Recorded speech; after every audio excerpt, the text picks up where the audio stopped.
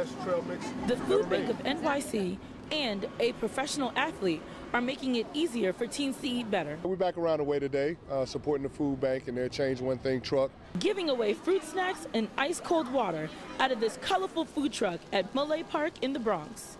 Air pop popcorn, not like the normal popcorn. It has like none of the things that make normal popcorn. It's healthier. Chris Canty of the Baltimore Ravens, who's originally from Co-op City, wants teens to choose better snacks. They don't have to overhaul their entire diet to make a significant change.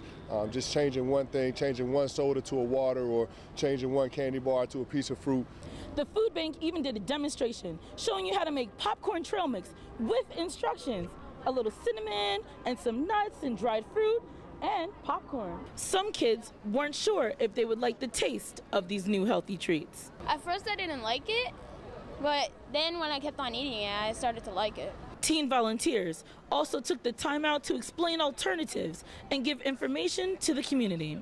This is a recipe booklet that shows us all types of recipes. Like this is a Froger Pop, they're awesome. To catch up with the Choose One Thing food truck, the schedule for more events like this is on our News 12 website. You're watching News 12!